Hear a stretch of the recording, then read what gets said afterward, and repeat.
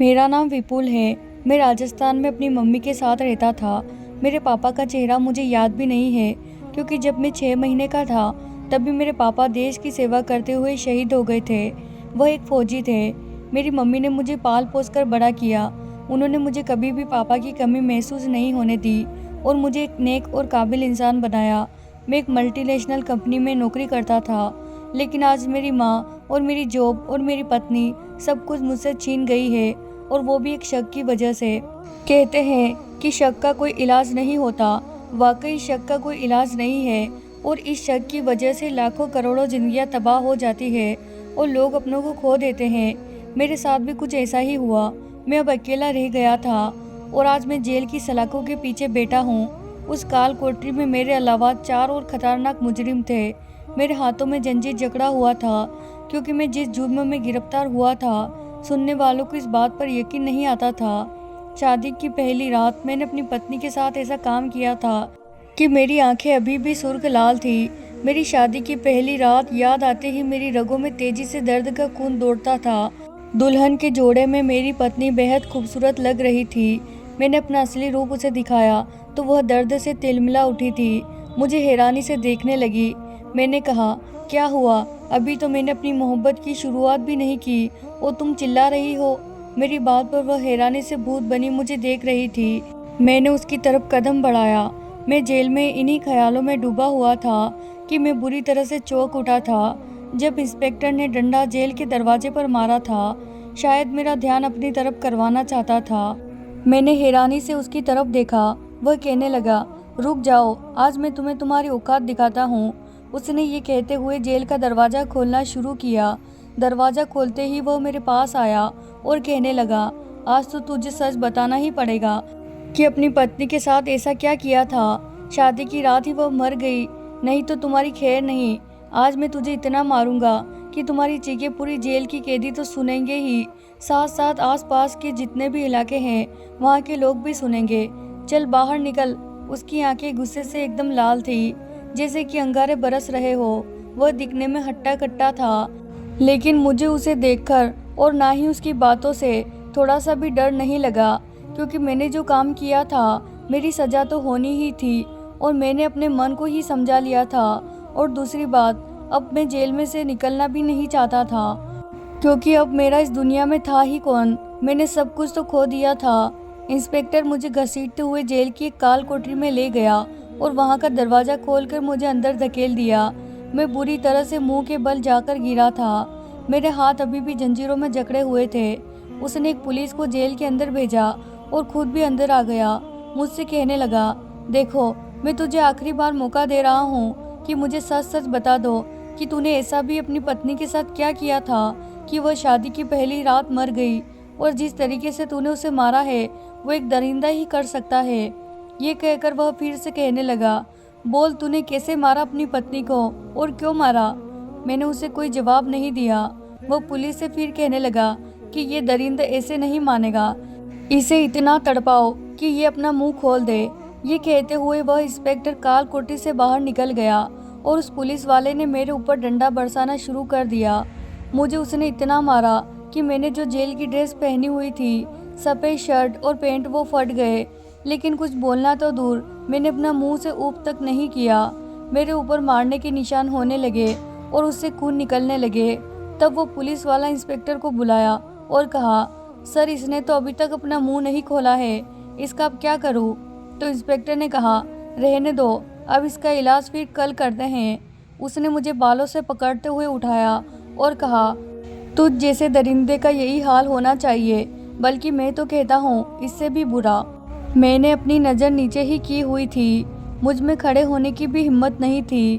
फिर भी उसने मेरे हाथ में बंधे हुए जंजीरों से पकड़कर मुझे जेल में ले जाकर धक्का दे दिया। अगर वहाँ बेटा कैदी नहीं पकड़ता तो मैं औंधे मुंह जमीन पर गिरता। उस कैदी में से एक ने मुझसे पूछा, भाई, तू पुलिस को बता क्यों नहीं देता कि तूने उस लड़की के साथ क्या किया? मैंने रोते हुए बस उसे इतना ही कहा कि मैं उस पल को दोबारा याद नहीं करना चाहता हूँ। दूसरे दिन इंस्पेक्टर फिर मेरे पास आया और कहने लगा, तुम्हारी पत्नी की पोस्टमार्टम रिपोर्ट आ गई है, तू चल मेरे साथ। आज वो मुझे काल कोठरी में ले जाने के बजाय अपने ऑफिस में ले गया। और प्यार से मेरे सर पर हाथ घुमाया और कहने लगा, बता तूने ऐसा फैसला क्यों लिया। मैं हैरान होकर उसे देखने लगा और कहने लगा, सर मुझे अपनी सफाई में कुछ नहीं बोलना है, मुझे जो भी सज़ा मिलेगी वो मंजूर होगी। उसने कहा, तू पहला ऐसा मुजरिम है जो अपने बचाव में सफाई नहीं देना चाहता है। कोई तो ऐसी बात है जो तू नहीं बता रहा है, मुझे बता, मैं हमेशा सच का साथ देता हूँ। उसने मुझे पीने के लिए जूस दिया जिसे मैंने पीने से मना कर दिया और बहुत देर तक रोया। इंस्पेक्टर ने कहा, ठीक है तू रो ले, तू जितना रोएगा उतना तेरे लिए अच्छा है, पहले तो अपने मन को हल्का कर ले। बहुत रोने के बाद जब मैं थोड़ा शांत हुआ तो बताना शुरू किया। हुआ ये था कि मैं अपनी माँ के साथ बहुत अच्छी ज़िंदगी बिता रहा था। एक दिन मेरी माँ छत पर कपड़े फैलाने गई थी, तभी दरवाजे पर दस्तक हुई। मैं उठकर गेट खोला तो सामने मेरी माँ की सहेली अपनी बेटी के साथ मेरे घर आई। मैंने उन लोगों को बैठने के लिए कहा और माँ को आवाज़ दी। माँ जल्दी से उतरकर नीचे आई। मैंने देखा कि आंटी की बेटी की नज़र मुझ पर ही थी। उस लड़की का नाम नैना था। नैना वाकई में बहुत सुंदर थी। खैर मैं तो कमरे में चला गया। मैं नहीं जानता हूँ कि माँ और आंटी के बीच क्या बात हुई थी, लेकिन थोड़ी देर बाद माँ ने मुझे आवाज़ दी, बेटा इधर आओ। मैं अपने कमरे से निकलकर बाहर गया और माँ से पूछा, क्या हुआ माँ। माँ ने मुझसे कहा, बेटा मुझे बहू के रूप में नैना बहुत अच्छी लगती है, नैना को भी तुम बहुत अच्छे लगे, तुम बताओ तुम्हें नैना कैसी लगी। मैंने कहा, माँ आपको अच्छी लगती है तो मुझे भी अच्छी लगती है। नैना की माँ ने अपने पर्स से खूबसूरत डायमंड की रिंग निकाली और नैना के हाथ में देकर उससे बोली कि ये विपुल को पहना दो। मेरी माँ बोली, रुको, मैं भी अपनी तरफ से बहू के लिए रिंग लेकर आती हूँ, दोनों एक साथ पहनाएंगे। थोड़ी देर बाद माँ रिंग लेकर आ जाती हैं। मैं और नैना एक दूसरे को रिंग पहना देते हैं। 10 दिन बाद ही शादी की तारीख रख दी जाती है। मेरी और नैना की शादी बहुत ही धूमधाम से हो जाती है। नैना बहुत ही अच्छी लड़की थी। वो बहू और पत्नी का कर्तव्य बहुत अच्छे से निभाती थी। मेरी ज़िंदगी बहुत ही चैन सुकून से गुजर रही थी। एक दिन नैना की एक दोस्त आई और नैना से कहने लगी, नैना इतने बड़े अनजान शहर में मेरा कोई नहीं है और मेरी जो भी शहर में लगी है, क्या मैं तुम्हारे यहाँ रह सकती हूँ। नैना उसकी बात सुनकर चुप हो गई तो मैंने और माँ ने कहा, हाँ क्यों नहीं, आप यहाँ रह सकती हो। मैंने और माँ ने सोचा, अतिथि देवो भव। उस लड़की का नाम अंजलि था और वो मेरे घर में रहने लगी। कुछ दिन ऐसे ही निकल गए। मेरी माँ हर रोज़ नहा धोकर मंदिर जाया करती थी। मैं और अंजलि ऑफिस जाया करते थे और नैना एक हाउस मेकर थी तो वो घर पर ही रहती थी। एक दिन मैं ऑफिस जा रहा था तो मुझे रास्ते में याद आया कि मैंने तो अपनी एक ज़रूरी फाइल लिया ही नहीं। तो मैं आधे रास्ते से लौटकर घर आया तो मैंने देखा कि घर का दरवाज़ा खुला हुआ था और कोई लड़का घर के दरवाजे पर खड़ा था। नैना उससे बात कर रही थी। मैं जब दरवाजे तक गया तो वो लड़का जाने लगा। जब वो लड़का चला गया तो मैंने नैना से पूछा कि नैना ये लड़का कौन था। तो वो कहने लगी, मेरा कुरियर आया था। मैंने कहा ठीक है और मैं अपना फाइल लेकर वापस ऑफिस निकल गया। कुछ दिन बाद ऑफिस से अचानक मेरी तबीयत खराब होने लगी और मैं छुट्टी लेकर घर गया तो मैंने देखा कि फिर से वही लड़का सोफा पर बैठा हुआ था और नैना उसको हाथों से पानी पिला रही थी। मुझे देखते ही वह लड़का उठकर चला गया। मैंने कहा, नैना उस दिन तो तुमने बोला कि वो कुरियर वाला है और आज तुम उसे अपने हाथों से पानी पिला रही थी। वो कहने लगी उसके हाथ में चोट लग गई थी और उसे बहुत प्यास लगी थी तो उसने मुझसे कहा, प्लीज़ मुझे पानी पिला दो, इसीलिए मैंने पिला दिया। मैंने कहा, तुम ऐसे ही किसी अनजान को अपने घर में बैठाकर पानी कैसे पिला सकती हो, जरूर तुम्हारा उस लड़के के साथ कुछ तो है। इस बात पर मेरे और नैना के बीच में बहुत लड़ाई हुई और बात मारपीट तक आ गई। माँ उस समय मंदिर में ही थी। मैंने नैना को धक्का देकर घर से बाहर निकाल दिया। थोड़ी देर बाद माँ घर आई तो मुझसे पूछने लगी, बेटा आज तुम जल्दी घर आ गए ऑफिस से। मैंने कहा, हाँ माँ, तबीयत थोड़ी सी ठीक नहीं है।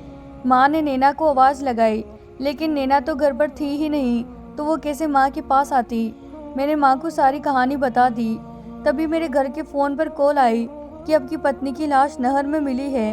ये सुनते ही मेरी माँ को हार्ट अटैक आया और माँ की मौत हो गई। तब तक वो लोग नैना की लाश लेकर आ गए। मेरे घर में 2-2 लाशें थी। मैं कभी नैना को देखता तो कभी माँ को। खैर उन दोनों का अंतिम संस्कार कर दिया। मैं तो बिल्कुल टूटकर बिखर गया था। उस समय अंजलि ने मेरा बहुत ख्याल रखा।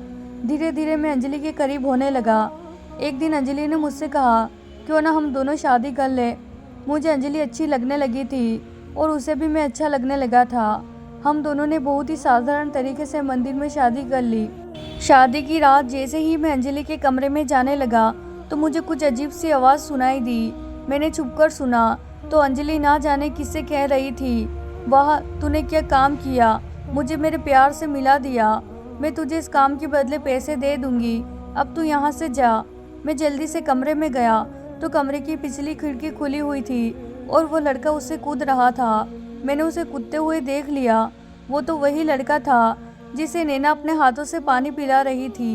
मैं जब तक उस लड़की के पास गया तो वो लड़का वहाँ से कूदकर भाग गया। मैं अंजलि के पास गया और उसका गला पकड़ते हुए पूछा, बताओ अंजलि, ये सब क्या है। उसने कहा, मुझे छोड़ दो, मैं बताती हूँ। दरअसल मैंने जब आपको पहली बार देखा तो अपना दिल हार बैठी और मैं सोचने लगी कि कैसा मैं नैना को बीच से हटाऊं, और मेरे दिमाग में एक आइडिया था। इसीलिए मैंने इस लड़के को जानबूझकर नैना के करीब किया और आपके मन में शक का बीज बोना शुरू किया। और आखिरकार आपने उस दिन नैना को धक्के देकर घर से बाहर निकाल ही दिया। जब नैना रोते हुए जा रही थी तो इस लड़के ने नैना को बहला फुसलाकर अपनी गाड़ी में बिठाया और नहर में ले जाकर फेंक दिया। पानी में डूबने से नैना की मौत हो गई और मैंने आपको पा ही लिया। ये कहकर वो हंसने लगी। मुझे इतना तेज गुस्सा आया था कि उसको एक जोरदार थप्पड़ दिया। मेरा थप्पड़ लगते ही वो एकदम गुस्से से खड़ी हुई और फ्लावर पॉट उठाकर मुझे मारने के लिए आई। मैं उसके हाथ से फ्लावर पॉट लेने लगा। उसे छीना झपटी में वो फ्लावर पॉट उसके सर पर लग गया और उसके सर से खून का फव्वारा निकल गया और कुछ ही देर में उसने दम तोड़ दिया। और मैंने खुद को पुलिस को फ़ोन किया और पुलिस मुझे पकड़कर जेल की सलाखों के पीछे डाल दी। इंस्पेक्टर ने कहा, हाँ, पोस्टमार्टम रिपोर्ट में आया कि तुम्हारी पत्नी के साथ तुमने कुछ भी नहीं किया, बस उसके सर में चोट लगने की वजह से उसकी मौत हो गई। मैंने कहा, सर मेरे पास बोलने के लिए कुछ भी नहीं बचा, मेरे पास कोई शब्द ही नहीं है। मैंने शक की वजह से इतनी प्यारी पत्नी को खो दिया और इस वजह से मेरी माँ भी चली गई। मैंने अपना सब कुछ खो दिया सिर्फ और सिर्फ शक की वजह से। मैं आप लोगों से कहना चाहूँगी कि कभी कभी आंखों देखा सच नहीं होता। हमें सच्चाई की तह तक जाना चाहिए, तब जाकर कोई निर्णय लेना चाहिए, नहीं तो पछतावे के अलावा हाथ में कुछ नहीं बचता है।